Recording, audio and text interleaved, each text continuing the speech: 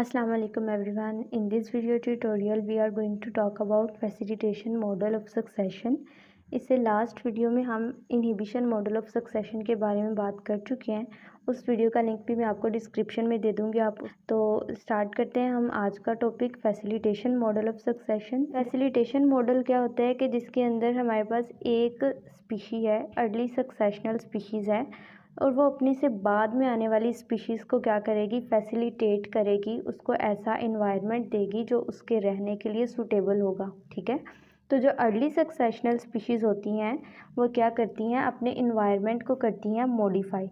वो अपने इन्वायरमेंट को इस तरह से मॉडिफाई करेंगी कि वो इन्वायरमेंट उनके लिए तो अनफेवरेबल होगा, लेकिन उनसे बाद में आने वाली जो इनकमिंग न्यू स्पीशीज़ होंगी उनके लिए वो फेवरेबल होगा। ठीक है, लेकिन इनहिबिशन मॉडल में हमने देखा था कि इन्वायरमेंट इस तरह से मॉडिफाई होता है कि वो इन्वायरमेंट जो वहाँ पर एग्जिस्टिंग स्पीशीज़ है उनके लिए भी और जो इनकमिंग स्पीशीज़ है उनके लिए भी, दोनों के लिए अनफेवरेबल होता है। लेकिन फैसिलिटेशन मॉडल में जो इन्वायरमेंट है वो वहाँ पर पहले से मौजूद स्पीशीज़ के लिए लेस सूटेबल, लेकिन जो इनकमिंग स्पीशीज़ होंगी उनके लिए क्या होगा, मोर सूटेबल होगा। ठीक है, इन अदर वर्ड्स हम कह सकते हैं कि अर्ली सक्सेशनल स्पीशीज़ फैसिलिटेट करती हैं colonisation by let सक्सेशनल species.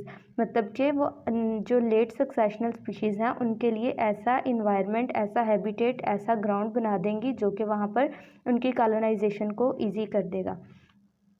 It prepare ground to facilitate its own replacement. वो ऐसा ग्राउंड प्रिपेयर करेंगी जो कि उनकी रिप्लेसमेंट करवा देगा by another better suited community, की किसी दूसरी कम्युनिटी के साथ जो कि बेटर सूटेड होगी उस इन्वायरमेंट के लिए। ठीक है, अभी हम एग्जांपल भी देखेंगे ताकि आपको ये जो पॉइंट्स हैं वो अच्छे से क्लियर हो जाए।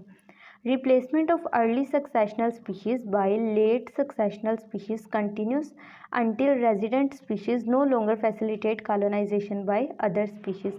जो वहाँ पर पहले से मौजूद स्पीशीज़ हैं वो उनकी रिप्लेसमेंट होती रहेगी, और ये रिप्लेसमेंट तब तक होती रहेगी जब तक कि वो कम्युनिटी नहीं आ जाती जो मज़ीद किसी दूसरी स्पीशीज़ को फैसिलिटेट ना कर सके। मतलब एक ऐसी स्पीशीज़ आ जाएगी जो किसी दूसरी स्पीशी के लिए कोई फैसिलिटेशन फ्राहम नहीं करेगी, तो वहाँ पर जो रिप्लेसमेंट का प्रोसेस है वो स्टॉप हो जाएगा। ठीक है, this final stage in A chain of facilitation and replacement is the climax community. अब वो जो कम्युनिटी आएगी जो कि मज़ीद फैसिलिटेशन नहीं करेगी वो वहाँ की क्लाइमैक्स कम्युनिटी होगी। ठीक है, तो इसके एग्जांपल में आप देखें, फ़र्ज़ करें हमारे पास रॉक्स हैं। ठीक है, अब जो हमारे पास रॉक्स हैं उनका इन्वायरमेंटल कंडीशंस होती हैं वो बहुत ड्राई होती हैं, एडवर्स कंडीशंस होती हैं, और वो जो हमारे पास हैबिटेट होता है वो क्या होता है, वहाँ का सबस्ट्रेट होता है हार्ड। ठीक है, अब उस हार्ड सबस्ट्रेट पर उन रॉक्स के ऊपर जो पहले जो लाइकन्स आकर ग्रो करते हैं वो होते हैं क्रस्टोज लाइकन्स। ठीक है, अब जो क्रस्टोज लाइकन्स हैं वो क्या करते हैं, वो मिनरल्स लेते हैं। कहाँ से मिनरल्स लेंगे, जाहिर बात है इन रॉक्स में जो मिनरल्स मौजूद हैं वो उनको करेंगे यूटिलाइज अपनी फूड रिक्वायरमेंट के लिए। ठीक है, अब फ़र्ज़ कर लें यहाँ पर हमारे पास ये क्रस्टोज लाइकन्स है।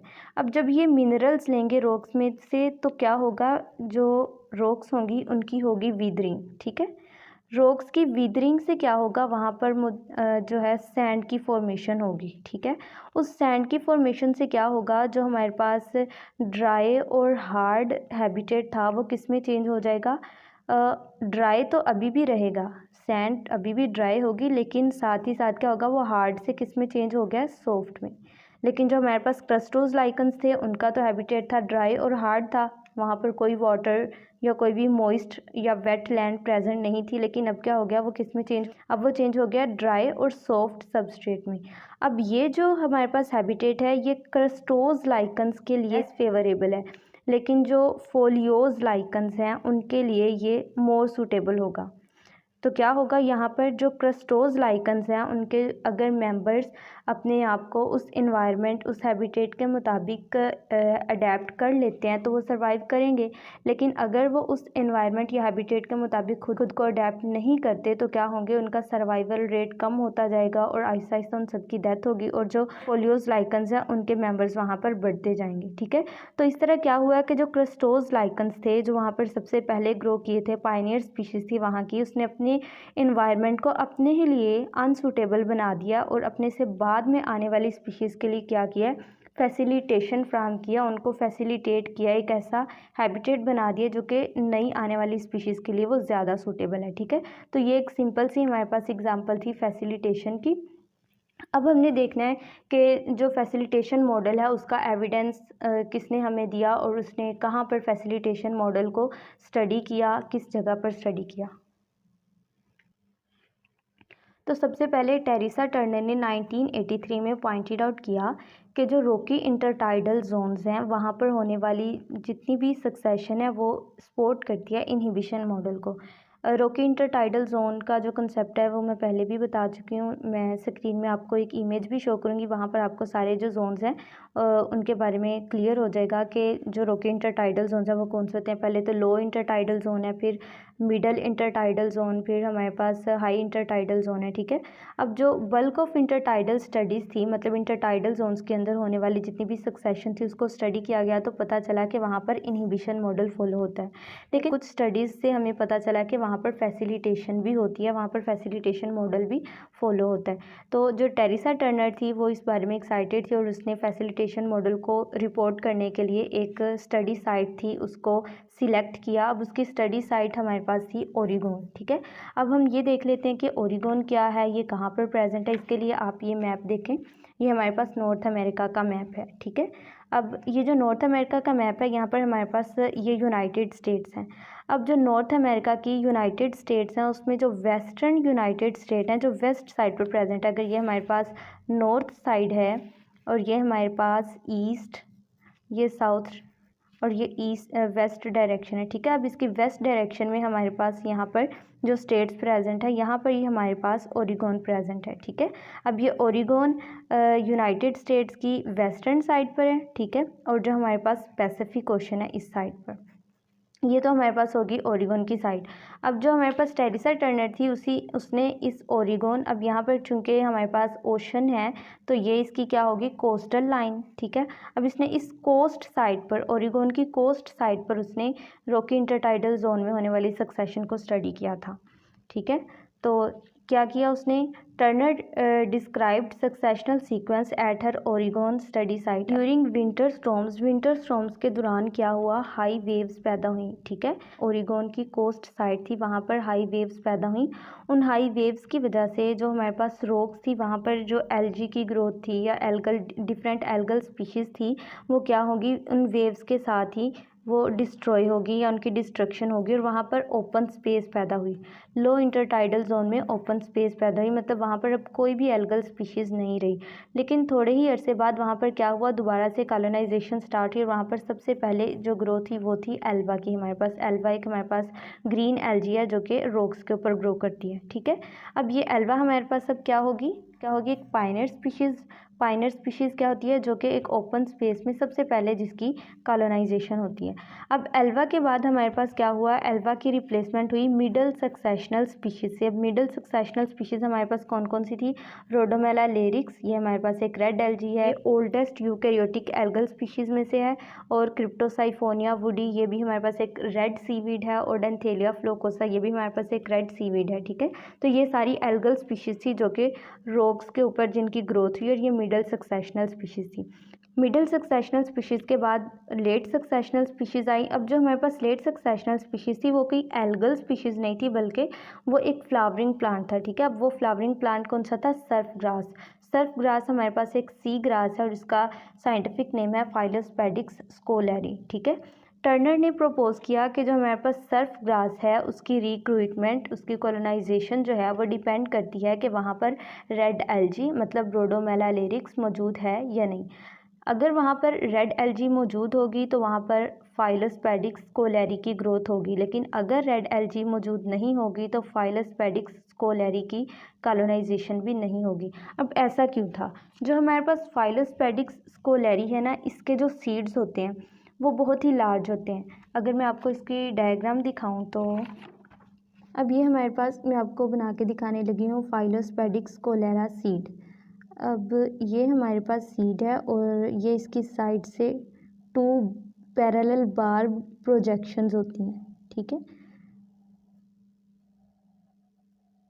अब ये जो हमारे पास पैरेलल बार्ब्ड प्रोजेक्शंस हैं ये प्रोजेक्शंस क्या करती हैं, हुक बनाती हैं और ये हुक जो है वो अटैच हो जाती है रेड एलगी के साथ। ठीक है, ये हमारे पास अगर फ़र्ज़ कर लें ये ग्रास है, ठीक है, सर्फ ग्रास, और ये जो हमारे पास इसका सीड है वो यहाँ पर कुछ यूँ इस डायरेक्शन में लगा होता है, ऐसे करके अटैच होता है। ठीक है, अब ये जो हमारे पास सीड्स हैं इनकी जब डिस्पर्सल होगी तो जो हमारे पास रोक्स हैं वहाँ पर रेड एलजी मौजूद है, ये उस रेड एलजी के साथ क्या करेंगे, अटैच हो जाएंगे।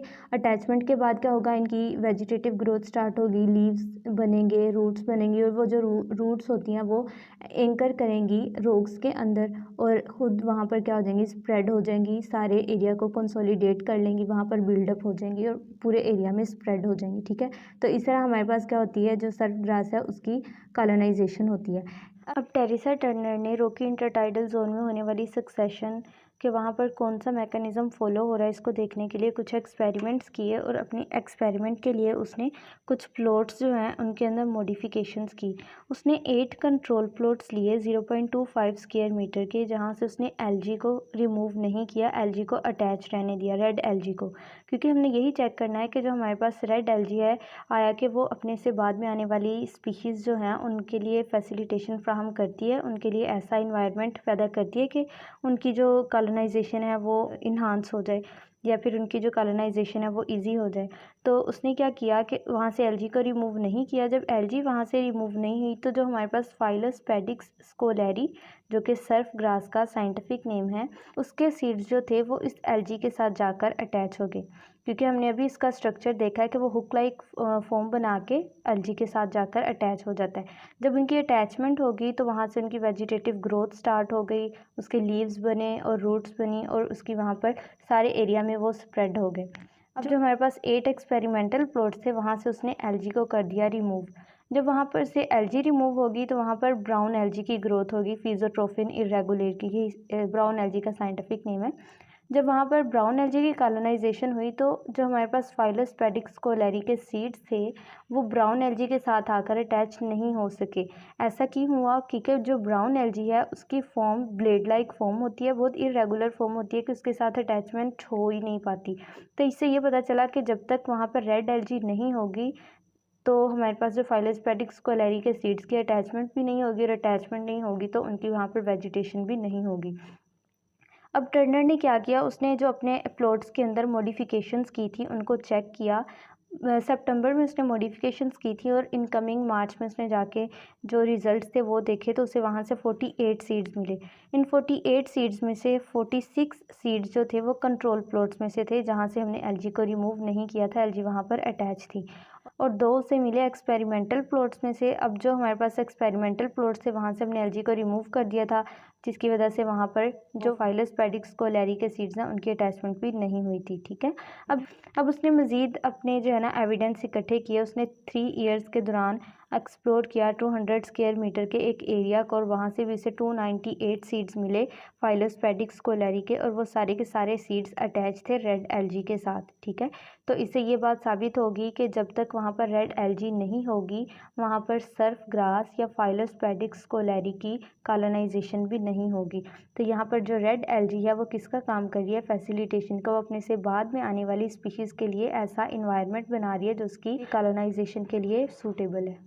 Now have a look at this graph. अब ये हमारे पास ग्राफ है, टेरिसा टर्नर ने जो एक्सपेरिमेंट किया था उसने अपने रिजल्ट्स को अपने ग्राफ की फॉर्म में शो किया। यहाँ पर हमारे पास एक्स एक्सिस पर है एलजी, जो हमारे पास कंट्रोल ग्रुप और एक्सपेरिमेंटल ग्रुप था वो, और वाई एक्सिस पर हमारे पास फाइलोस्पेडिक्स स्कोलैरी के सीड्स जो हैं उनके नंबर को शो किया गया है। अब पहला हमारे पास है कंट्रोल ग्रुप, जहाँ से हमने एलजी को रिमूव नहीं किया था, और वहाँ से हमारे पास फाइलोस्पेडिक्स स्कोलैरी की जो सर्फ ग्रास थी उसकी प्रोडक्शन हुई थी, और वहाँ पर हमें 46 सीड जो हैं वो मिले थे। और दूसरा हमारे पास है एक्सपेरिमेंटल ग्रुप, जहाँ पर हमने एलजी को रिमूव कर दिया था और वहाँ से सिर्फ हमें 2 सीड्स मिले थे। ठीक है, so guys it was all about facilitation model, और टेरिसा टर्नर ने जो एक्सपेरिमेंट किया और अपने एक्सपेरिमेंट के दौरान उसे क्या क्या नताइज मिले। ठीक है, मुझे उम्मीद है कि आपको ये टॉपिक अच्छे से क्लियर हो गया होगा। अगर आपको वीडियो अच्छी लगी तो प्लीज़ इसे लाइक करें और चैनल को सब्सक्राइब करना मत भूलिएगा। मिलते हैं अगली वीडियो में, तब तक के लिए अल्लाह हाफिज़।